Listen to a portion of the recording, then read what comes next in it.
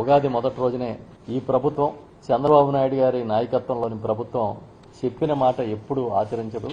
వాళ్ళు ఏం చేస్తే అదే ప్రజలు గొప్పని నమ్మాలనే సిద్ధాంతంతో పనిచేస్తుందని చెప్పి మరొకసారి నిరూపించారు. సంవత్సరానికి 4 లక్షల ఉద్యోగాలు చొప్పున 5 ఏళ్లలో 20 లక్షల ఉద్యోగాలు కల్పిస్తామని ఒక పెద్ద హామీని ఇచ్చారు. తీరా అమల్లోకి వచ్చేటప్పటికి 2024 జూన్లోకి అధికారంలోకి వచ్చినప్పుడు జూన్లో ఆ సంవత్సరం అసలు జాబ్ క్యాలెండర్ మాటే మర్చిపోయారు.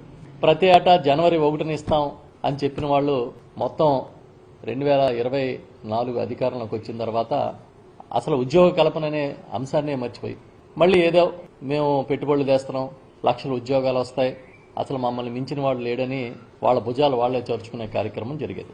ఏదో 2025లో జనవరిలో జాబ్ క్యాలెండర్ ఇస్తామని ఒక మళ్లీ అబద్ధపు హామీని ప్రచారం చేశారు, ఇవ్వలేదు. 2026 జనవరి 1న ఇస్తామన్నారు, ఇవ్వలేదు. దాని మీద విమర్శలు పెరిగే కొద్దీ ఇప్పుడు నేను ఉగాది నాడు జాబ్ క్యాలెండర్ రిలీజ్ చేస్తున్నట్టుగా ప్రకటన చేశారు.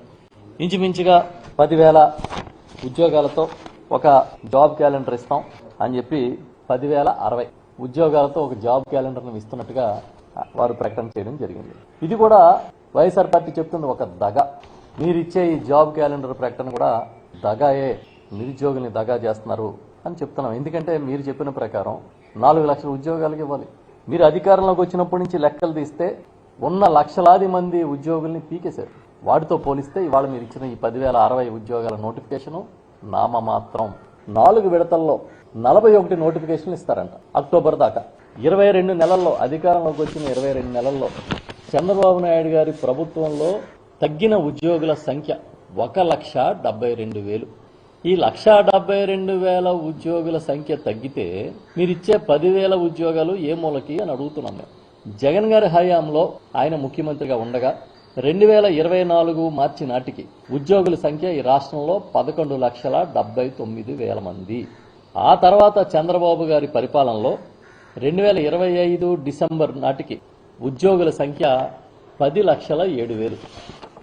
ఇది అసెంబ్లీ సాక్షిగా ఆర్థిక శాఖ విడుదల చేసిన ద్రవ్య విధాన పత్రంలోని అంకెలు ఇది. ఆ రోజు ప్రజల వద్దకు పాలన అనేదానికి నిజమైన అర్థం చెప్తూ ఇంటికే ప్రజాసేవలు అందించాలి, పౌర సేవలు అందించాలని 2,66,000 మంది వాలంటీర్లను నియమిస్తే జగన్మోహన్ రెడ్డి గారు వాళ్ళందరి ఉద్యోగాలు కూడా చంద్రబాబు నాయుడు గారు వచ్చిన తర్వాత తన సహజ సిద్ధ ధోరణిలో తీసేశారు. ఇవి కాకుండా ఇంచుమించుగా ఈ అవుట్సోర్సింగ్ ఉద్యోగుల్ని తీసేశారు, కాంట్రాక్ట్ ఎంప్లాయీస్ని తీసేశారు, లిక్కర్ షాప్స్లో ప్రభుత్వం నిర్వహించిన లిక్కర్ షాప్స్లో ఎంప్లాయీస్ని తీసేశారు.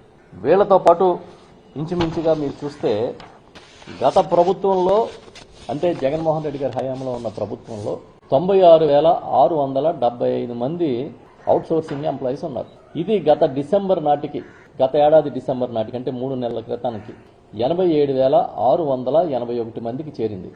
అంటే 9,000 మంది అవుట్సోర్సింగ్ ఉద్యోగుల్ని నిర్దాక్షిణ్యంగా ఉద్యోగంలోంచి చంద్రబాబు నాయుడు ప్రభుత్వం తీసేసింది.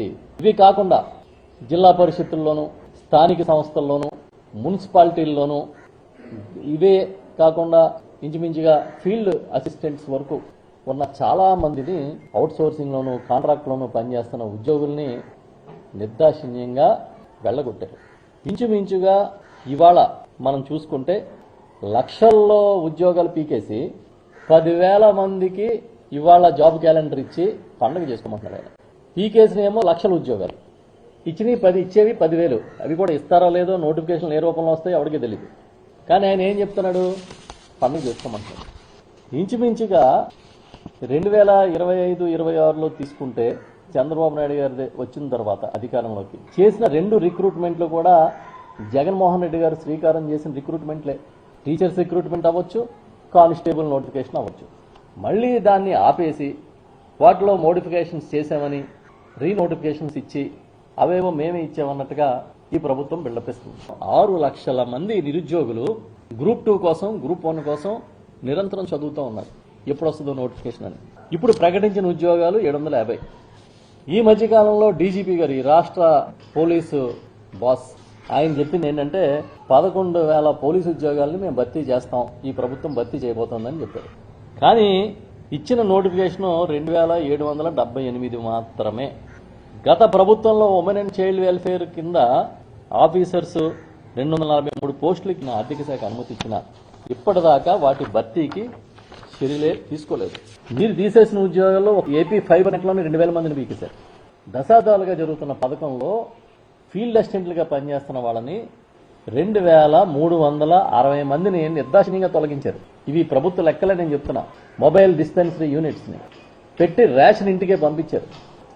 ఆ వ్యవస్థ మంగళం పాడేసి ఇంచుమించుగా 9260 మందిని రోడ్డెక్కించారు. వాళ్ళని పీకేశారు. ఎండియు ఆపరేటర్స్ని పెట్టారు. మొబైల్ డిస్పెన్సరీ యూనిట్స్ని పెట్టి రేషన్ ఇంటికే పంపించారు. ఆ వ్యవస్థ మంగళం పాడేసి ఇంచుమించుగా 9260 మందిని రోడ్డెక్కించారు. వాళ్ళని పీకేశారు. ఈ ప్రైవేటుగా అవుట్ సోర్సింగ్ కాంట్రాక్ట్ ఎంప్లాయీస్ని నియమించినప్పుడు ప్రభుత్వం ఇచ్చే మొత్తం జీతం వేతనం వాళ్ళకి అందకుండా మిడిల్ మ్యాన్ తినేస్తా ఉన్నాడు. కాబట్టి ఆప్కాస్ అని ఒక సంస్థను క్రియేట్ చేశారు. ఈ ఆప్కాస్ ద్వారా ప్రభుత్వమే నేరుగా దళారీలు లేకుండా వాళ్ళకి జీతాలు వేతనాలు ఇచ్చే కార్యక్రమం క్రియేట్ చేశారు. చంద్రబాబు నాయుడు గారు వచ్చి చేసిన ఘనకార్యాల్లో ఆప్కాస్ని రద్దు చేయడం ఒకటి.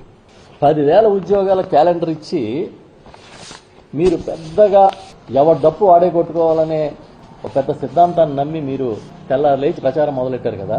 2019-24 మధ్య జగన్మోహన్ రెడ్డి గారి హయాంలో ఎన్ని ఉద్యోగాలు కల్పించారనేది ఈ సందర్భంగా ఒకసారి మీకు గుర్తు చేస్తున్నా.